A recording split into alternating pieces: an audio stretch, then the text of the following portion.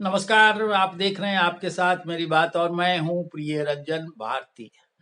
राजनीति के किस्सा गोई का कोई इम्तिहान नहीं है, कोई उसमें ऐसी सीमा नहीं निर्धारित की गई है कि ये होना चाहिए और ये नहीं होना चाहिए, यानी कोई मापदंड नहीं होता। अब नीतीश कुमार ने जिस तरह से पाला बदलते हुए अपने पलटू राम के चरित्र को चरितार्थ करते हुए फिर से एनडीए का दामन पकड़ लिया और नई सरकार का गठन हो गया। 9वीं बार उन्होंने शपथ ग्रहण किया।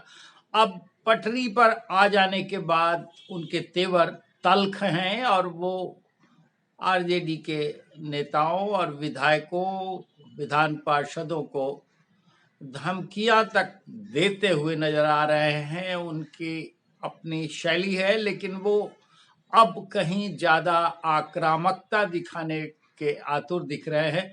विधानसभा में हो या विधान परिषद में, वो या तो उनका चिड़चिड़ापन कहें या फिर एकाधिकारवाद की मानसिकता या फिर कुछ और, लेकिन वो बहुत ही जल्दी आक्रामक हो जाते हैं।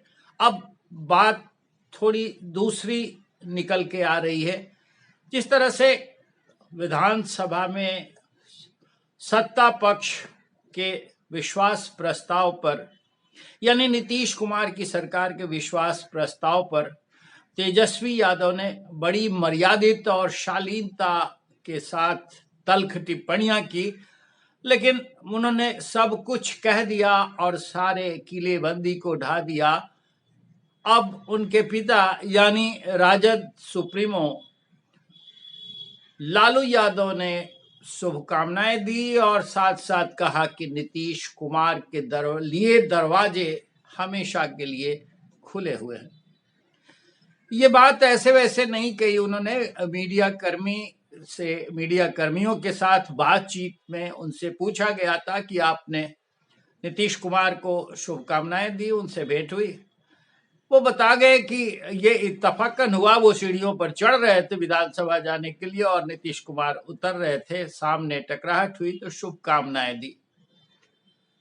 लेकिन ये कि वो अब बदल गए और बदल गए हैं, तो हाँ, नीतीश कुमार ऐसा करते रहते हैं, उनकी फितरत है। इसको उन्होंने बड़ी गंभीरता से नहीं लिया, लेकिन इसमें एक बड़ा भाव छिपा हुआ है। जिस तरह से उन्होंने नीतीश कुमार की आदतों को परिभाषित किया है, यानी वो ऐसा करते रहते हैं, और लगे हाथों उन्होंने ये भी कह दिया कि आरजेडी का दरवाजा उनके लिए हमेशा खुला हुआ है। इसके बड़े मायने हैं और दूरगामी संकेत है। जैसा आपने देखा होगा, विधानसभा में अपने विश्वास प्रस्ताव पर, सरकार के विश्वास प्रस्ताव का विरोध करते हुए सदन में विपक्ष के नेता तेजस्वी यादव ने शालीनता दिखाई और सारी बातें कह दी थी। उन्होंने यहां तक कह दिया था कि आप कहते तो हम बाहर से सरकार को समर्थन देते, हम सरकार में नहीं होते, लेकिन आपने ये क्यों कर दिया। उसी शैली में ये छिपा हुआ है, उनके इस भाषण की शैली में ही छिपा हुआ है कि तेजस्वी यादव अब भी मुंतजिर हैं, अब भी इंतजार कर रहे हैं कि शायद नीतीश कुमार एक बार फिर पलटी मारकर वापस चले आए। और लालू यादव ने जो आज जिस भाषा में अपनी बात कही है, जो उनके लिए दरवाजे खुले हैं, यानी नीतीश कुमार कभी आना चाहे तो उनका स्वागत है, इसके भी वही संकेत है जो तेजस्वी यादव ने जिस शैली में अपनी बात कही थी। लालू यादव अब भी इंतजार में है और बड़ी शालीनता से, बिना किसी अभद्रता से नीतीश कुमार के साथ पेश आ रहे हैं कि फिर कहीं नीतीश का मन पलट जाए और नीतीश कुमार वापस आरजेडी के साथ आए तो उनके लिए दरवाजा हमेशा खुला रहेगा।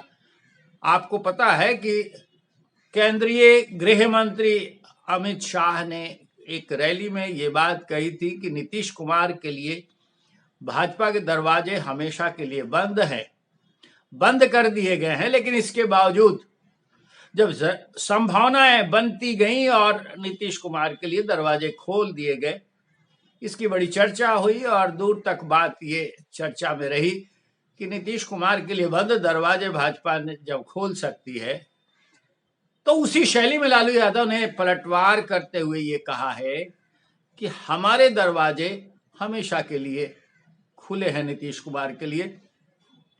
तो नीतीश कुमार क्या पलटेंगे फिर? अब नीतीश कुमार शायद भाजपा में जाने के बाद जिस तरह से अपनी बात उन्होंने कही है कि हम अब नहीं कहीं इधर उधर जाएंगे, हम सही जगह पर आ गए हैं।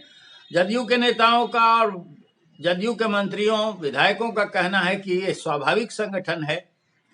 तो अभी हालांकि बहुत खिचड़ी पकने के आसार तो नहीं है, कमोबेश लोकसभा चुनाव तक, लेकिन राजनीति है और राजनीति में कोई भी बात कभी नहीं किसी संभावना से इनकार किया जा सकता, कोई भी बात खंडित नहीं की जा सकती। ये कहा नहीं जा सकता है कि यही होगा, दूसरा कुछ नहीं होने वाला है। खासकर नीतीश कुमार के व्यक्तित्व और उनकी राजनीतिक शैली को देखते हुए संभव है कि कोई इस बात पर यकीन ना करे, वो पलटेंगे। लेकिन इसके साथ साथ बड़ा सवाल होगा कि क्या नीतीश कुमार उस हैसियत में आने वाले समय में रह जाएंगे कि वो पलट सकते हैं?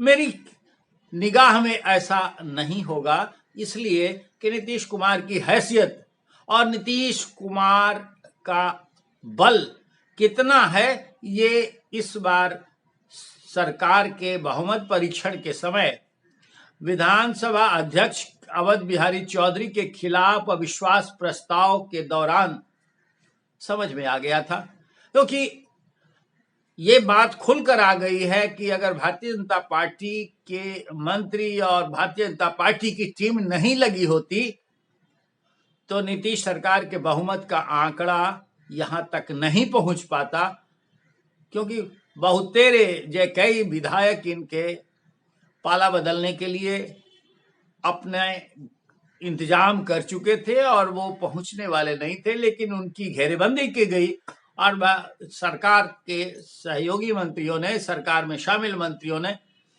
बड़ी अकड़ के साथ और बल का इस्तेमाल करते हुए सरकार के साथ बहुमत का आंकड़ा जुटाने वाले जो जदयू के विधायक थे उनको अपने साथ पाले में करके, अपने गिरफ्त में लेकर के और तब विधानसभा का दरवाजा दिखाया था।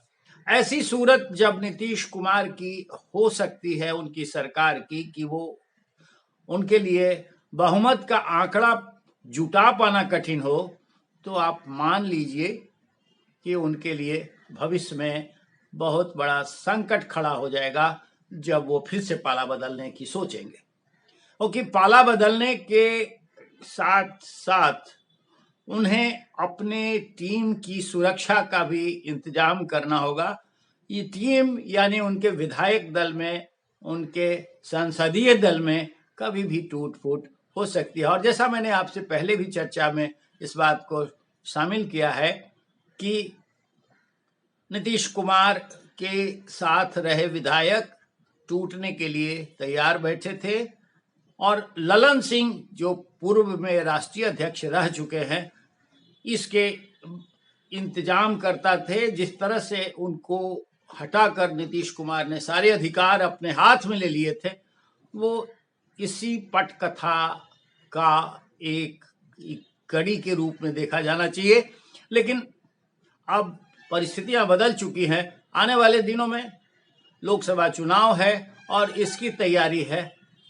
अभी लालू यादव ने जिस तरह से नीतीश कुमार के लिए दरवाजे खुले होने की बात कही है, वो एक खुला ऑफर है, लेकिन नीतीश कुमार की मजबूरियां हैं, व्यवस्थाएं हैं।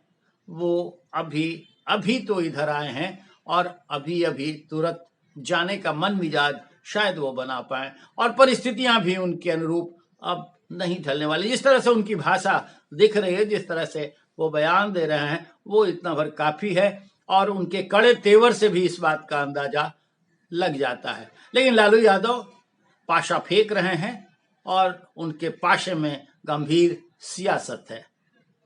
अब ये सियासत के बोल किस मुकाम तक पहुंचेंगे देखना होगा आपको। देखते रहिए और देखते रहिए आपके साथ मेरी बात बने रहिए हमारे साथ, हमारे चैनल को सब्सक्राइब कीजिए। आपसे अनुरोध है, हमारे वीडियोज पर अपनी प्रतिक्रियाएं दीजिए और इसे लाइक कीजिए, शेयर कीजिए। फिर किसी और विषय पर आपसे बात करेंगे। आज के अंक में बस इतना ही। नमस्कार।